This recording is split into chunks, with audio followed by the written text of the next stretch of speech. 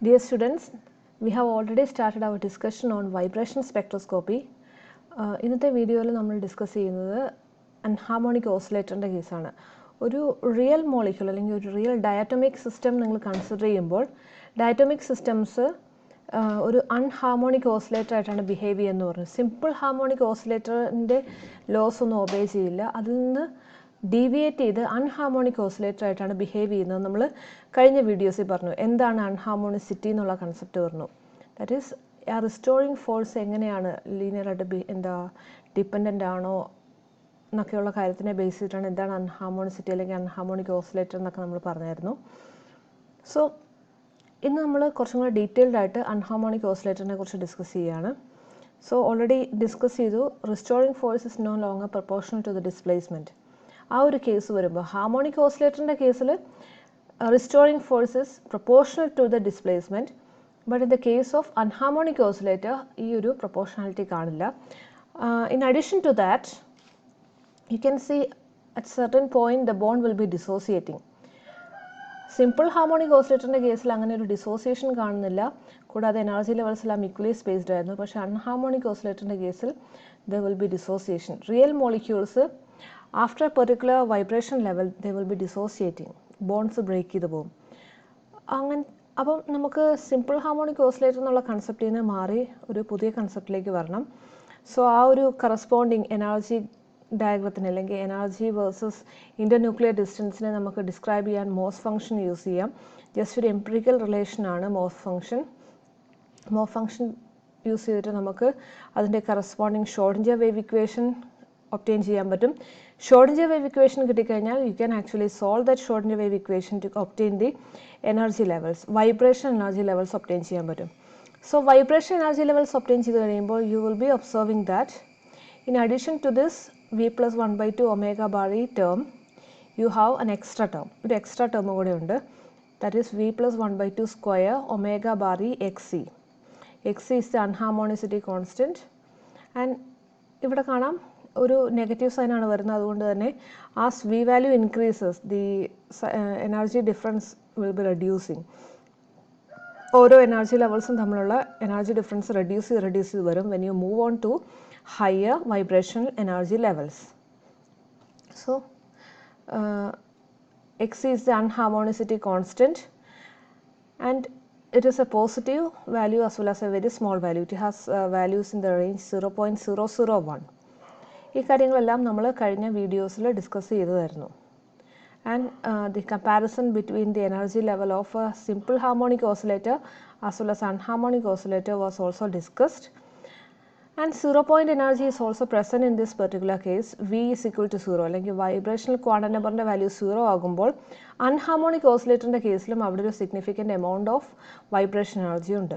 And that is 0 point energy. 0th vibration ലെവലിലും ആ മോളിക്യൂളിന് മോളിക്യൂൾ പൊസസ് ചെയ്യുന്ന എനർജിക്ക് പറയുന്നതാണ് 0 point എനർജി. അപ്പം ഈ ഒരു അൺഹാർമോണിക് ഓസിലേറ്റർ നിങ്ങൾ കൺസിഡർ ചെയ്യുകയാണെങ്കിൽ ആ കേസിലും you can find a 0 point energy. That means the molecule will be vibrating even at the 0th vibration level. 0th vibration ലെവലിലും അതിന് ഒരു വൈബ്രേഷൻ മോഷൻ നടക്കുന്നുണ്ട്, ഒരു വൈബ്രേഷൻ എനർജി ഉണ്ട്. സോ പക്ഷേ ഇവിടെ എന്താണെന്ന് വെച്ചാൽ നിങ്ങൾ സിമ്പിൾ ഹാർമോണിക് ഓസിലേറ്ററുമായിട്ട് കമ്പയർ ചെയ്യുമ്പോൾ ഈ ഒരു 0 point energy slightly different from that of the simple harmonic oscillator. Simple harmonic oscillatorന് 1/2 omega bar ആയിരുന്നു. ഇവിടെ വന്നപ്പോൾ 1/2 omega bar e into 1 minus 1/2 xc centimeter raised to minus 1 ആണ് അതിൻ്റെ കറസ്പോണ്ടിങ് 0 point എനർജി വരുന്നത്. So it is somewhat lesser than the corresponding value for simple harmonic oscillator. So ചെറിയൊരു വ്യത്യാസം ഉണ്ടെന്നുള്ളത് മാത്രമേ ഉള്ളൂ. വലിയ വ്യത്യാസമല്ല, ചെറിയ വ്യത്യാസം. കാരണം എക്സിയുടെ വാല്യൂ വളരെ വളരെ ചെറുതായതുകൊണ്ട് വലിയ വ്യത്യാസം നമുക്ക് പറയാൻ പറ്റില്ല. ചെറിയ ചേഞ്ച് ഉണ്ടാവും in the 0 point energy between simple harmonic oscillator and harmonic oscillator. ഇനി ഓർത്തിരിക്കേണ്ട ഇമ്പോർട്ടൻ്റ് ആയിട്ടുള്ളൊരു കാര്യം, അൺഹാർമോണിക് ഓസിലേറ്ററും സിമ്പിൾ ഹാർമോണിക് ഓസിലേറ്ററും ലോവസ്റ്റ് വൈബ്രേഷൻ ലെവലിൽ ഓൾമോസ്റ്റ് സിമിലർ ആയിട്ടാണ് ബിഹേവ് ചെയ്യുന്നത്. ലോവസ്റ്റ് വൈബ്രേഷൻ ലെവലിൽ അതിൻ്റെ എനർജി ലെവൽസ് എല്ലാം ഓൾമോസ്റ്റ് സിമിലർ പൊസിഷൻസിലാണ്, എനർജി ഡിഫറൻസ് എല്ലാം ഓൾമോസ്റ്റ് സിമിലർ ആണ്. ഹൈ എനർജീസിലേക്ക് പോകുമ്പോഴാണ് അൺഹാർമോണിസിറ്റിയിൽ കോൺസ്റ്റൻ്റ് അല്ലെങ്കിൽ അൺഹാർമോണിസിറ്റിയുടെ ഇഫക്റ്റുകളൊക്കെ നമ്മുടെ റിയൽ മോളിക്യൂളിലേക്ക് വരുന്നത്. ലോ വൈബ്രേഷൻ ലെവലിൽ ആ ഒരു ഇഫക്റ്റ് അത്ര പ്രൊനൗൺസ്ഡ് ആയിട്ട് വരില്ല. Now moving to the selection rules. നമ്മൾ സിമ്പിൾ ഹാർമോണിക് ഓസിലേറ്ററിൻ്റെ കേസിൽ selection rules delta V is equal to +or-1 ആയിരുന്നു പറഞ്ഞിരുന്നത്. പക്ഷേ അൺഹാർമോണിക് ഓസിലേറ്ററിൻ്റെ കേസിൽ you can find the selection rule delta V is equal to +or-1, +or-2, +or-3 etcetera. എന്ന് വെച്ചാൽ ക്ലോസ്ലി സ്പേസ്ഡ് ആയിട്ടുള്ള അല്ലെങ്കിൽ ടു കോൺസിക്യൂട്ടീവ് ആയിട്ടുള്ള രണ്ട് വൈബ്രേഷൻ ലെവൽസ് തമ്മിലുള്ള ട്രാൻസിഷൻ പോസിബിൾ ആണ്. അതുകൂടാതെ ഹയർ വൈബ്രേഷൻ ലെവൽസിലേക്കും ട്രാൻസിഷൻ പോസിബിൾ ആണ്. സോ ഡെൽറ്റ വി +or-1 ആകാം, +or-2 ആകാം, +or-3 ആകാം. ഇങ്ങനത്തെ വൈബ്രേഷൻസ് എല്ലാം നമ്മൾ ഒരു വൈബ്രേഷണൽ സ്പെക്ട്രയിൽ കാണാൻ സാധിക്കും. അതിന് കറസ്പോണ്ടിങ് ആയിട്ട് ഓരോ ട്രാൻസിഷനെയും നമ്മൾ ഫണ്ടമെൻ്റൽ ട്രാൻസിഷൻ അല്ലെങ്കിൽ ഓവർടോൺ എന്ന് പറയും. ഫണ്ടമെൻ്റൽ ട്രാൻസിഷൻ എന്ന് പറഞ്ഞിട്ടുണ്ടെങ്കിൽ delta v is equal to +or-1 ആവുന്ന കേസിൽ നമ്മൾ പറയും that is a fundamental transition. All others are termed as for delta v is equal to +or-2, +or-3 etcetera are termed as overtones. So fundamental vibration വളരെ high intense ആയിരിക്കും and overtones എല്ലാം weaker ആയിരിക്കും. Delta വിയുടെ value കൂടുന്നതനുസരിച്ച് അതിൻ്റെ strength കുറഞ്ഞ് വന്നുകൊണ്ടിരിക്കും. So fundamentals and overtones.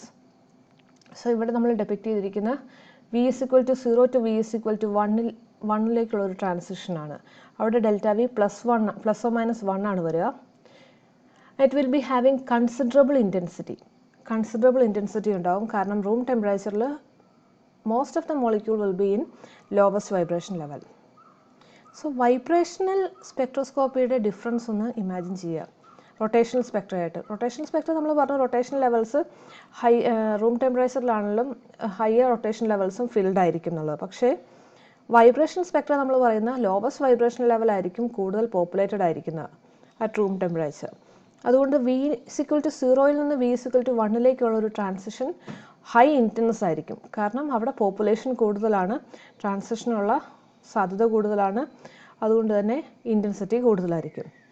So v is equal to 0 to V is equal to 1 ട്രാൻസിഷനിൽ delta V is equal to +or-1 and the corresponding energy difference can be calculated. ഓരോ energy levels v is equal to 0യുടെ energy ലെവലും എനർജിയും v is equal to 1ൻ്റെ എനർജിയും നിങ്ങൾ substitute ചെയ്യുക അല്ലെങ്കിൽ അതിൻ്റെ എനർജി കാൽക്കുലേറ്റ് ചെയ്യുക.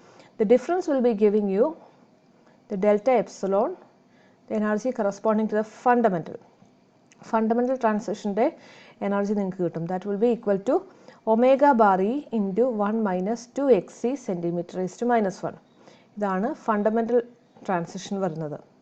omega bar E into 1 - 2xc cm⁻⁻1. ഇനി ഫസ്റ്റ് ഓവർടോൺ നമ്മൾ കൺസിഡർ ചെയ്യാൻ പോവാണ്. First overtone is from v is equal to 0 to v is equal to 2. 0th level in the second vibration level transition. Here delta v is equal to +or-2. In intensity compared to the fundamental it will be lower, small intensity ആയിരിക്കും. And the value corresponding to the first overtone will be 2 omega bar E into 1 - 3xc cm⁻⁻1. And when the transition is from 0 to 3, v is equal to 0യിൽ നിന്ന് v is equal to 3യിലേക്കാണ് transition എങ്കിൽ delta v value will be +or-3 and ഇത് വളരെ negligible ആയിട്ടുള്ള intensity ആയിരിക്കും. The intensity will be very very very small and the corresponding energy will be 3 omega bar E into 1 - 4xc cm⁻⁻1. And usually x e value almost 0.01 ആണ് വരിക. പക്ഷെ വളരെ വളരെ small value ആണ്. So you can actually give this values like ഫണ്ടമെൻ്റൽസിൻ്റെയും അതുപോലെ തന്നെ first ഓവർടോണിൻ്റെയും second ഓവർടോണിൻ്റെയും value നിങ്ങൾക്ക് represent ചെയ്യാം. Omega bar E, 2 omega bar E, 3 omega bar E എന്നൊക്കെ പറഞ്ഞിട്ട് കറസ്പോണ്ടിങ് ആയിട്ട്. So omega bar E is the fundamental absorption, 2 omega bar E and 3 omega bar E are the first and second overtones. ഇതിൻ്റെയും വേറെ overtones ഉണ്ടാകാം, പക്ഷേ അതിൻ്റെയൊക്കെ intensity വളരെ വളരെ നെഗ്ലിജിബിൾ ആയിരിക്കും. നമുക്ക് റിയൽ കേസസിൽ അതിൻ്റെ സിഗ്നിഫിക്കൻസേ ഇല്ലായിരിക്കും. സോ ഫണ്ടമെൻ്റലാണ് ഏറ്റവും കൂടുതൽ ഇൻറ്റൻസിറ്റി ഉള്ളത്. കാരണം population in the ground state is maximum. V is equal to 0-ലെ പോപ്പുലേഷനാണ് maximum. Then you have first overtone which is having very much lower intensity, and then you have the second overtone which is having very negligible intensity. So അങ്ങനെ നമുക്ക് vibration Spectra നോക്കുകയാണെങ്കിൽ ഫണ്ടമെൻ്റൽസും കാണാം, അതുപോലെ തന്നെ ഓവർടോൺസും കാണാം. Overtones കാണാൻ കാരണം നമുക്ക് അവിടെ സെലക്ഷൻ റൂൾ വരുന്നത് delta v is equal to +or-1 +or-2 +or-3 etcetera ആണ്. ഏത് ട്രാൻസിഷൻസും പോസിബിൾ ആണ്. സോ നമ്മൾ കൺസിഡർ ചെയ്യുന്ന delta v is equal to +or-1 ആണെങ്കിൽ അത് ഫണ്ടമെൻ്റൽ. അതിൻ്റെ ഹയറിലേക്ക് വരുന്നതെല്ലാം ഓവർടോൺസ് എന്നാണ് നമ്മൾ ഡിസ്ക്രൈബ് ചെയ്യുന്നത്. So here you can see the difference between simple harmonic oscillator and unharmonic oscillator. Simple harmonic oscillator in the case vibration levels are equally spaced. Unharmonic oscillator vibration levels are not equally spaced. Simple harmonic oscillator there is no bond dissociation. ആ bond എത്ര higher vibration ലെവലിലേക്ക് പോയാലും bond dissociation നടക്കുന്നില്ല in the case of simple harmonic oscillator. That is not a real case. Real molecules in the case അത് ശരിയല്ല. But unharmonic oscillator the bonds will dissociate at a certain energy. You have to use Morse potential energy function or Morse function for describing the unharmonic oscillator.